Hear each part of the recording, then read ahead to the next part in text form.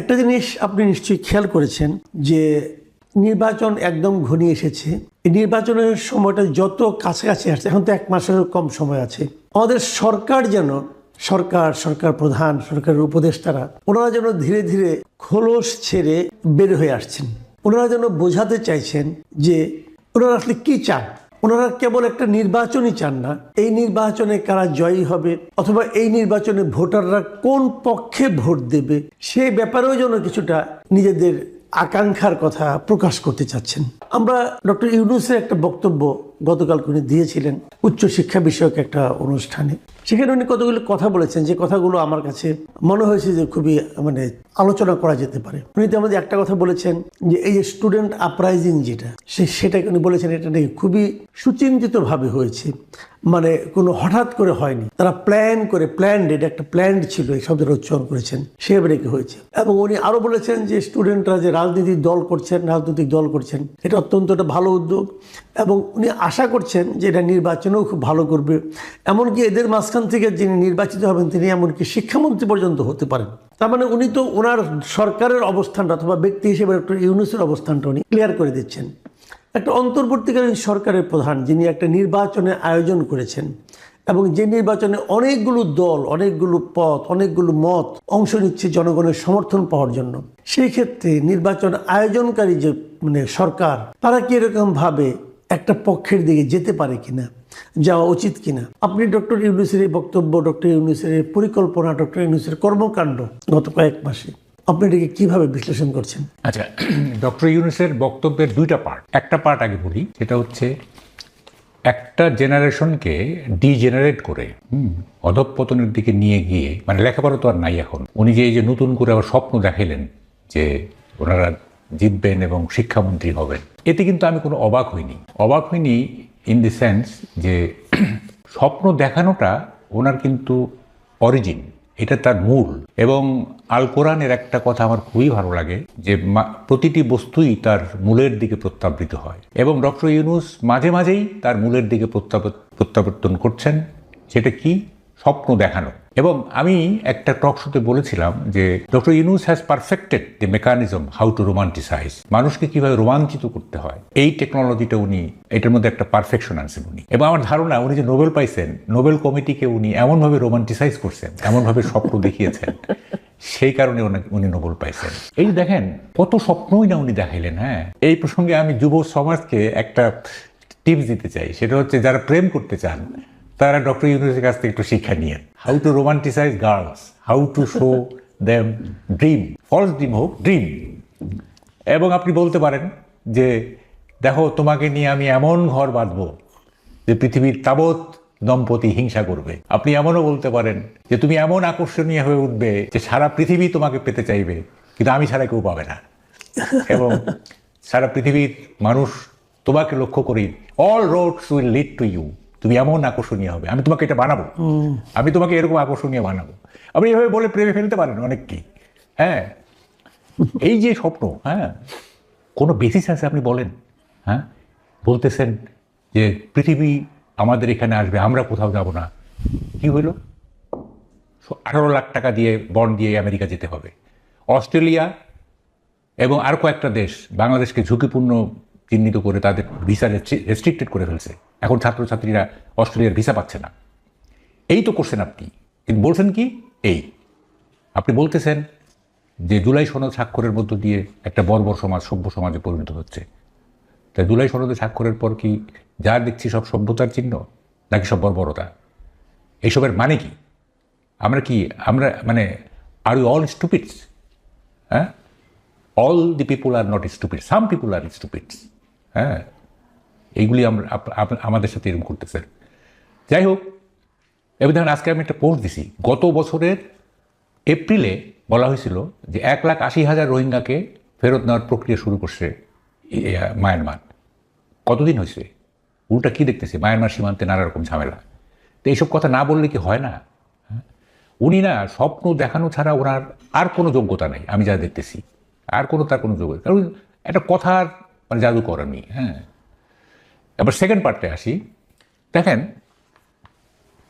BNP কিন্তু প্রথম থেকেই বলে আসতেছিল যে এই সরকার নিরপেক্ষ না, এখন অবশ্য এগুলো কমাই দিছে, আমি জানি না এটা হয়তো ওই মনে করে কি আমি মাঝে মাঝে বলি যে বিএনপি কি মনে করে যে যদি এই সরকারকে আঘাত করে কথা বলি, তাহলে যদি এই সরকার মন খারাপ করে এবং মন খারাপ করে যদি বলে না আমি তাহলে নির্বাচন দিব না, এই ভয়ে বিএনপি সবসময় মনে হয় আতঙ্কিত থাকে। হ্যাঁ, ওদেরই হলো যে কোনো রকমে ডক্টর ইউনূসকে গুড হিউমারে রেখে একটা নির্বাচন হলেই তো ক্ষমতায়। হ্যাঁ, রাইট।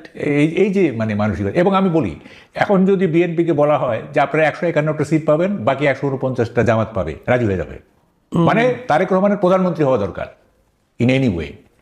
তো যাই হোক, এখন ওনারা প্রথম থেকেই বলতেছিলেন যে এই সরকার নিরপেক্ষ না, এবং মাঝখানে বন্ধ করে দেখেন এগুলি কিন্তু এখন দেখেন ওই যে বলে না যে ধর্মের ঢোল বাতাসে নড়ে। হ্যাঁ, আপনি আলটিমেটলি কিন্তু আপনি এক্সপোজ হবেন। আপনি প্রিটেনশন বেশি দিন রাখা যায় না, আপনি মানে ভান করে বেশি দিন আপনি থাকতে পারবেন, আপনাকে অরিজিনে যেতেই হবে।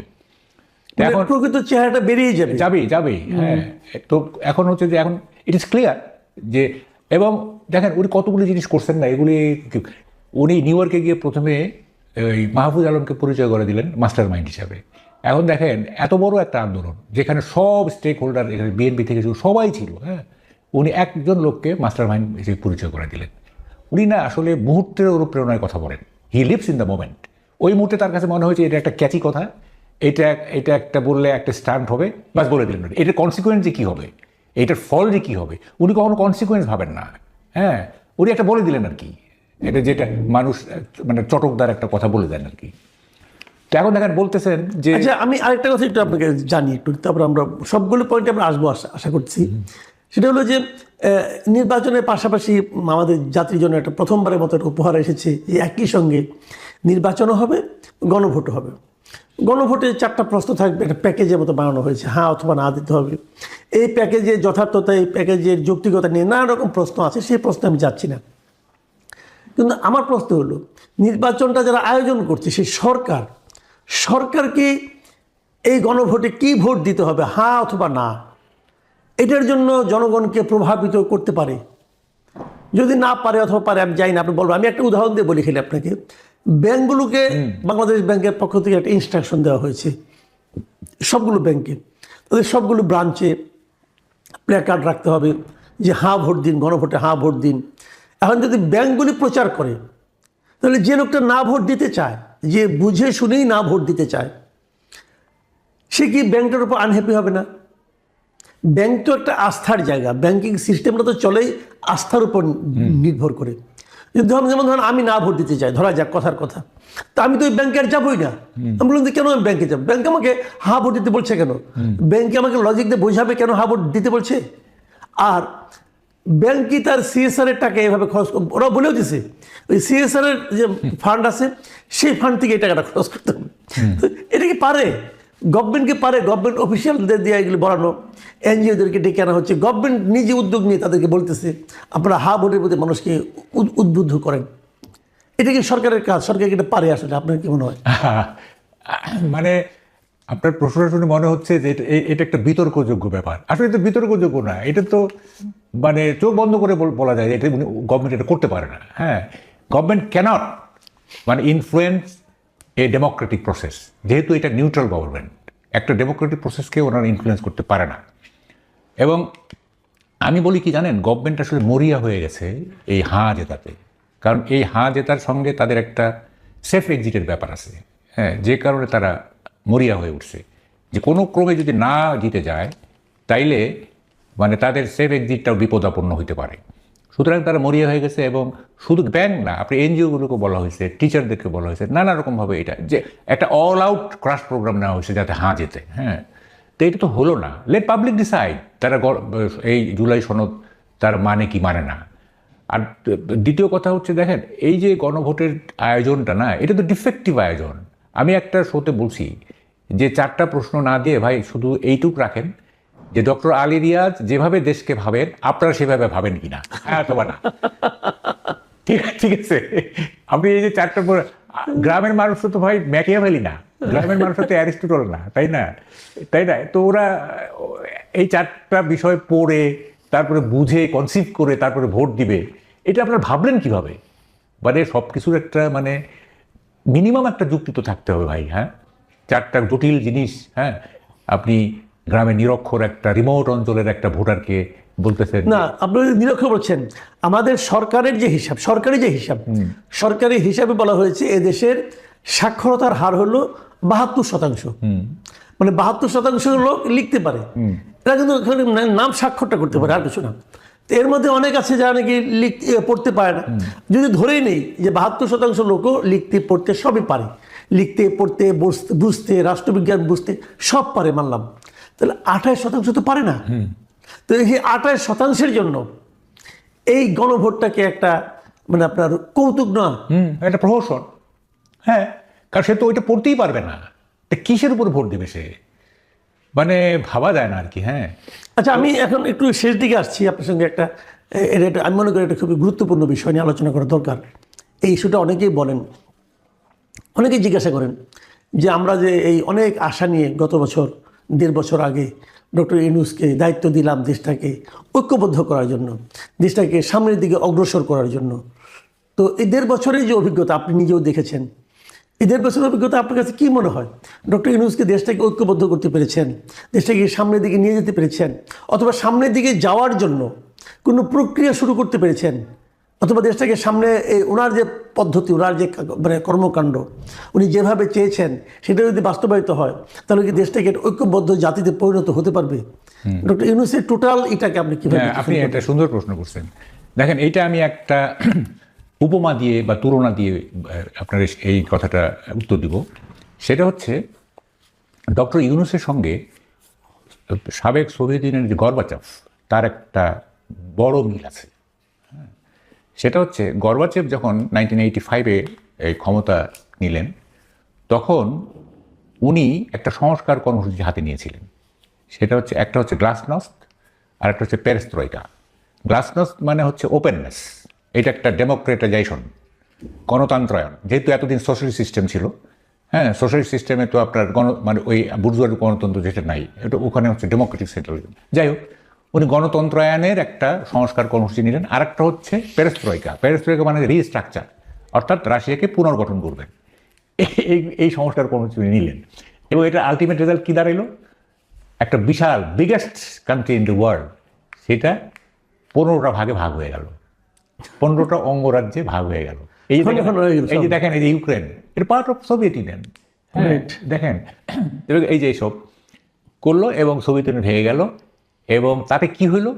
তাতে মানে আমেরিকা একটা ইউনিপোলার কান্ট্রি হিসাবে এস্টাবলিশড হয়ে গেল। আগে তো সোভিয়েত ইউনিয়ন যখন ছিল একটা বড় মানে বাইপোলার থেকে একটা টোটালি ইউনিপোলার হয়ে গেল। সোভিয়েত ইউনিয়নের দুর্বলতা বুঝে গেল পৃথিবী, হ্যাঁ, এবং আমেরিকা তো এটা উৎসাহিত হইলো।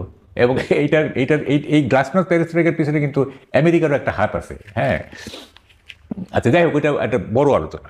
আমাদের এই ইউনূস সাহেব কী করলেন? উনি যে সংস্কার কর্মসূচিগুলি নিলেন, হ্যাঁ, নিয়ে উনি জাতিটাকে বিভক্ত করলেন। ওইটা রাষ্ট্রটা বিভক্ত হয়ে গেল, এটা আমাদের জাতিটা বিভক্ত হয়ে গেল। দেখেন, খুব ইন্টারেস্টিং। এরশাদ যখন গণভোটের আয়োজন করছিল, তখন ন্যাপের যে এই মানে এর সাথে হ্যাঁ না ভোট, মানে উনি থাকবেন কি থাকবেন না, তখন ওই ন্যাপের যে প্রধান মোজাফফর আহমেদ, উনি তো খুব রসিক ছিলেন। উনি বলছিলেন যে যখন ক্ষমতা নিলেন তখন তো জিজ্ঞেস করলেন না যে নিব কি নিব না, এখন বলতেছেন থাকবো কি থাকবো না, এখন বলতেছেন থাকবো কি থাকবো না। তো এখন দেখেন, 5ই আগস্টের পরে তো আপনাদের এই গণভোটটা তো 5ই আগস্টের পরে করতে হইতো, যেহেতু 5ই আগস্টে সংস্কারের কোনো ইস্যু ছিল না। 5ই আগস্টে ইস্যু ছিল Hasina must go, Sheikh Hasina must go, এইটা ছাড়া অন্য কিছু ছিল না। তো যেহেতু সংস্কার নিলেন, তো তখন একটা গণভোট করেন যে ভাই আমরা রাষ্ট্রকে সংস্কার করতে চাই, আপনারা হ্যাঁ না বলেন। সংস্কার করে এখন বলতেছেন যে এটাতে রাজি আছেন কিনা। তো এটা হইল কিছু। যাই হোক, এখন এই যে সংস্কার হইল, আবার কত মানে আপনার তো 20 মিনিটের প্রোগ্রাম না, এগুলো কথা বললে তো এগুলো 20 ঘন্টা লাগে। গণভোটের পায়োনিয়ার হচ্ছে আপনার জুলাই সনদের হচ্ছে এনসিপি বা আগের বৈষম্য বিরোধী ছাত্র আন্দোলন, তারাও এই সনদে স্বাক্ষর করে নাই, জনসংযোগ। বুঝেন এবার এত বড় প্যারাডক্স আছে, হ্যাঁ, যারা এটা ইনিশিয়েট করছে, হ্যাঁ, বাকিগুলো তো ফলোয়ার, তাই না? এই পায়োনিয়ার তো হচ্ছে ফলোয়ার, তাও কি মাইরের ভয়ে ফলোয়ার আর কি, মানে হইচই শুরু করে দেবো, চিল্লাচিল্লি করবো, এই ভয়ে ফলোয়ার। তো এখন সে নিজে স্বাক্ষর করে নেই, তারপরে এটা আপনি গণভোটে দিলেন, হ্যাঁ, কি মানে? আচ্ছা, মানে গণভোট যে জিনিসটা নিয়ে হচ্ছে সংস্কার নিয়ে, এই সংস্কারটা এখানে দুটো প্রশ্ন। একটা প্রশ্ন হলো যে ইটসেলফ গণভোটে যে প্রশ্নটা করা হয়েছে, 4টা প্রশ্ন, 4টা মিলিয়ে একটা প্যাকেজ, এই 4টা প্যাকেজের কি হ্যাঁ অথবা নাতে উত্তর হয়? না না না, কিভাবে হবে? আপনার একটা আমি শো দেখছি তো, আপনি বললেন না যে এতগুলি খাবার হতে হবে, ওখানে একটা মদের বোতলও আছে। তা আমাকে তো প্যাকেজ হলে তো আমাকে পুরোটা খাইতে হবে, অথবা একটা খাওয়া চলবে না, তাই না? তো এখন ধরেন ওখানে তো কোনো ঘর নাই যে আমি একটার সাথে একমত হইলে কোথায় সিল দিব, দুইটার সাথে একমত হইলে কোথায় সিল দিব, এটা থাকতে হইতো, তা নাই, তাই না? তাই না? আরেকটা কথা, যে সংস্কারগুলো হয়েছে সেগুলো নিশ্চয়ই আপনি দেখেছেন একবার। সেই সংস্কার প্রস্তাবগুলো কি আপনার কাছে সবগুলি ভালো মনে হয়েছে, নাকি একটাও ভালো মনে হয় নাই, নাকি কিছু কিছু ভালো কিছু কিছু মন্দ মনে হয়েছে? এরকম সংস্কার না প্রস্তাবগুলো আছে না, প্রস্তাব হ্যাঁ, কিছু জিনিস তো অবশ্যই ভালো আছে, কিছু জিনিস তো অবশ্যই ভালো আছে। আমরা তো শুনেন, আমরা তো মানে আদা জল খেয়ে গভর্নমেন্টের বিরোধিতা করতে চাই না, তাই না? Right. আমরা সব সময় চাই যে সরকারের আমরা প্রশংসা করব, হ্যাঁ, কিন্তু আমাকে তো সুযোগ দিতে হবে প্রশংসা করার, তাই না? সুযোগ তো পাচ্ছি না। এখন দেখেন, আমি দেখছি এই 16 মাসের অ্যাচিভমেন্টগুলি কি, দেখেন কয়েকটা অ্যাচিভমেন্ট আছে, এগুলো স্বীকার করবো আমরা। যেমন আমি কথা বলতেছি, আমাকে বাধা দেওয়া হচ্ছে না, আই মাস্ট অ্যাপ্লাই। আমিও বলবো যে হ্যাঁ এইটা আমার জন্য একটা প্রিভিলেজ। আপনি আবার এটাও বলেন যে আপনি প্রিভিলেজ পাচ্ছেন, অন্যরা পাচ্ছে না, কিন্তু আনিসারের মধ্যে সেটা বলবো। এটা আপনি কি বলবেন? না, সেটাই বলবো যে আমি পাচ্ছি, ওনারা কেন পাচ্ছে না। কি কি পজিটিভ দেখেন, একটা হচ্ছে যে সরকারি বাহিনীর হাতে খুন হচ্ছে না, ঠিক আছে, যদিও গোপালগঞ্জে, কিন্তু ওই জন্য তো হলো যে কালকে তো বিএনপির এক লিডার মারা গেল, এটাই তো রিসেন্ট আর কি। আর একটা হয়েছিল গোপালগঞ্জে 4-5 জন মারা গেছিল। এমনি শেখ হাসিনার আমলে যেরকম হয়েছিল ওরকম না, তবে হ্যাঁ পাবলিক লেভেলে খুন হচ্ছে, এটারও দায় সরকারের। 2 নম্বর হচ্ছে গুম হচ্ছে না, ঠিক আছে। 3 নম্বর হচ্ছে রেমিটেন্স ভালো অবস্থায় আছে, যে কারণে এখনো মোটামুটি। রেমিটেন্সের উপর তো সরকারের কোনো ভূমিকা আছে না, তারপরেও আপনার এই আমলে এটা আসতেছে। ধরেন যে যারা রেমিটেন্স যোদ্ধা, তারা যদি মানে বলে যে আমরা এই সরকারকে ইয়ে করবো না, মানে সহযোগিতা করবো না, রেমিটেন্স পাঠাবো না, বা একটা কিছু, যাই হোক রেমিটেন্স আসতেছে, এটা মানে এই সরকারের আমলে আসতেছে, তাই না? ফলে এই যে এই কয়েকটা জিনিস পজিটিভ, হ্যাঁ। কিন্তু আপনি মানে এন্টায়ার যদি আপনি এই 16 মাসকে বিশ্লেষণ করেন, এটা তো মানে কি, এটা কি ব্যর্থতার পাহাড়, হ্যাঁ, ব্যর্থতার পাহাড়।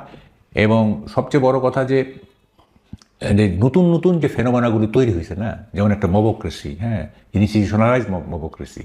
হ্যাঁ, আগেও মবক্রেসি ছিল লো কি, এটা ছিল, কিন্তু এই আমলে যেভাবে মানে মবের হাতে মানুষ নিগ্রহ হয়েছে, হ্যাঁ, এইটা তো মানে সব সাফল্যকে ছাপিয়ে যায়, এটা যদি সাফল্য থাকে আর কি। হ্যাঁ, আপনার কাছে কি মনে হয় সব মিলিয়ে এই সরকারকে আপনি মানে সাধারণ মানুষ কিভাবে দেখছে? তারা কি সরকারকে সফল মনে করে নাকি ব্যর্থ মনে করে?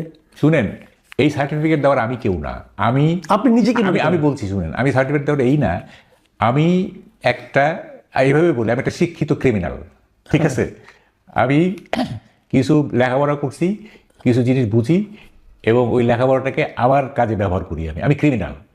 একটা রিক্সাওয়ালার কাছে যান, একটা খেটে খাওয়া মানুষের কাছে যান, তারা কি বলতেছে দেখেন, তাদের জীবন কিভাবে চলতেছে, হ্যাঁ, তারা কিভাবে জীবন পার করে, তাদের কাছে যান, দেখেন তারা কি বলে। আমার মন্তব্য দিয়ে আপনি কি করবেন? হ্যাঁ, না, তাদের সঙ্গে তো আপনারও যোগাযোগ আছে, আপনি তো তাদের সঙ্গে যান, আপনি তো রিক্সায় উঠে রিক্সাওয়ালার সঙ্গে কথা বলি, কেউই সন্তুষ্ট না। এক রিক্সাওয়ালা বলতেছে আগে এত টাকা ইনকাম করতাম, হ্যাঁ, এত টাকা আমার সেভিংস হতে, বাড়িতে পাঠাতে হবে এত টাকা, এখন পারতেছি না। সিএনজিওয়ালা একই কথা বলতেছে। তারপরে এখন দেখেন যে গ্যাসের যে প্রবলেম, অনেক বাসায় তো মানে আমার বাসাতেই নাই, হ্যাঁ, তো এগুলি সাফার করতেছে না মানুষ। এবং দেখেন, আমি একটা জিনিস আপনাকে বলি, আপনি সময় নাই তো, সরকার না মানে সাস্টেইন করার জন্য একটা ইমাজিনারি ভিলেন তৈরি করছে, সেটা হচ্ছে ইন্ডিয়া, হ্যাঁ, এবং আরও কিছু। যখনই তারা বিপদে পড়তেছে, তখনই একটা অ্যান্টি ইন্ডিয়ান সেন্টিমেন্টকে ক্যাশ করাচ্ছে। এই যে খেলার ব্যাপারও যেটা হয়েছে, যাই হোক, এখনকার মেইন প্রবলেমগুলো কি? এখনকার মেইন প্রবলেমগুলো হচ্ছে পানি চুক্তি নবায়ন হবে কিনা, গ্যাসের প্রবলেম, গ্যাস না থাকলে ইলেকট্রিসিটি প্রবলেম হবে। তারপরে কালকে না পরশুদিন দেখলাম যে এই বলে সর্বনিম্ন ইনভেস্টমেন্ট, সবচেয়ে কম, হ্যাঁ। এগুলি আলটিমেটলি আমাদের ইকোনমিতে কী প্রভাব ফেলবে সেটা কিন্তু কেউ ভাবতেছে না। এবং এগুলি ভাবতেছে কিন্তু সাধারণ মানুষ ভাবতেছে যে এই যে যারা একটু মধ্যবিত্ত, তারা গ্যাস নিয়ে ভাবতেছে, যারা একবারে ডাউন টোডেন, যেরকম রিক্সাওয়ালা, শ্রমিক, এরা ভাবতেছে তাদের দৈনিক আয় অনেক কমে গেছে, হ্যাঁ, পরবর্তীতে কি হবে। গ্রামের সাধারণ মানুষ ভাবতেছে এই অবস্থায় যদি আমাদের কখনো সোশ্যাল সেফটি নেটওয়ার্কের যে ভাতা এগুলো যদি বন্ধ হয়ে যায়, সবাই তো একটু এক ধরনের মানে ভয়ের মধ্যে আছে। হ্যাঁ, এবং এবং আমরা কেন একটা ইলেক্টেড গভর্নমেন্ট চাচ্ছি, কেন চাচ্ছি এই কারণে যে একটা ইলেক্টেড গভর্নমেন্ট আসলে তার অ্যাড্রেস করবে জিনিসগুলো, পারুক আর না পারুক। এই গভর্নমেন্ট তো অ্যাড্রেসই করছে না।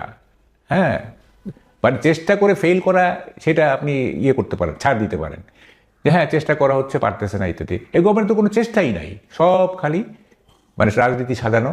হ্যাঁ, সব খালি ওই কি বলে যে কীভাবে আগামী দিনে ভালো থাকবো, হ্যাঁ এইসব নিয়ে চিন্তা। জি, অনেক ধন্যবাদ জনাব মাহবুব কামাল।